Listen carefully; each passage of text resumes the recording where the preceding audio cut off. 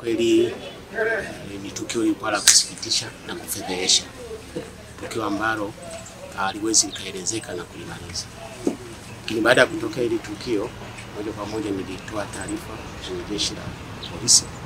Polisi wakaanza kazi, wamepambana mpaka hapo wahalifu pengine wasiwe wote, lakini mpaka asilimia kubwa jeshi la polisi lilifanya kazi kubwa, lilifanya usiku na mchana.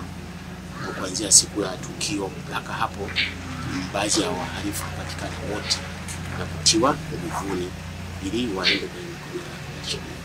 Jeshi letu limefanya kazi kubwa sana, akiwepo kamanda wa RPC mkoa na wasaidizi na timu yote nzima, mkuu wa upelelezi mkoa, wilaya na vijana wao wamefanya kazi kubwa sana. Kwa walali wamepambana tangu siku ya kwanza mpaka mwisho, mpaka ilipofanikiwa kwa muda mfupi wamefanikiwa kuwatia nguvuni wahalifu. Kiangalia zaidi, wao walikuwa wanahitaji kiasi cha pesa ambacho lakini mimi nilitoa taarifa haraka polisi, na katika kuendelea na upelelezi sikuweza kuitoa hiyo hela yote waliokuwa wanahitaji. Sasa kufanya kazi waache kupata hela kirahisi, kwa sababu bila kufanya kazi ndio wanajiingiza katika matukio haya ya ovyo ambayo sio rafiki na jamii.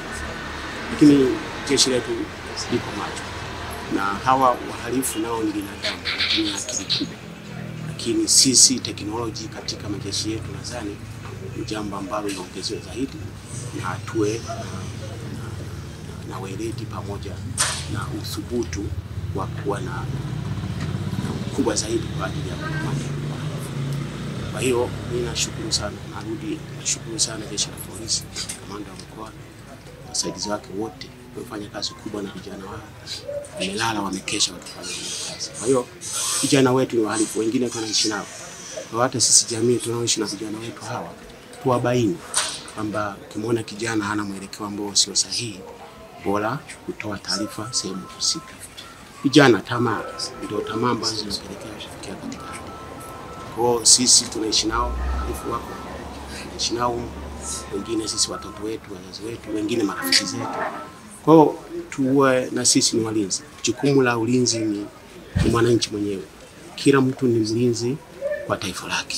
Kwa hiyo tukiona dalili kama hizo tuweze kutoa taarifa kwenye sehemu kwenye vyombo husika. Mkuu wa chuo cha Kilimanjaro Institute of Technology and Management kilichopo Mwenge jijini Dar es Salaam chenye ithibati na usajili wa NACTVET namba REG/ANE/029 anapenda kuwatangazia nafasi za masomo kwa ngazi ya diploma na certificate kwa muhula wa masomo utakaoanza Oktoba 2025 katika kozi za IT, Hotel and Tourism Management, Front Office, Business Administration, Accountancy, Procurement and Supply. Chuo kimebobea katika ufundishaji kwa njia ya vitendo na kimeweza kutoa wanafunzi wenye weledi. Wengi wameajiriwa ama kujiajiri, na kwa wale ambao wameamua kuendelea na degree wameweza kujiunga na vyuo vikuu bora hapa nchini na nje ya nchi. Pia kuna kozi fupi za computer application, graphic and design, video production pamoja na CCTV camera. Kwa maelezo zaidi piga simu namba 0717816034 au 0754864361. KITM, elimu na ujuzi kwa uchumi imara.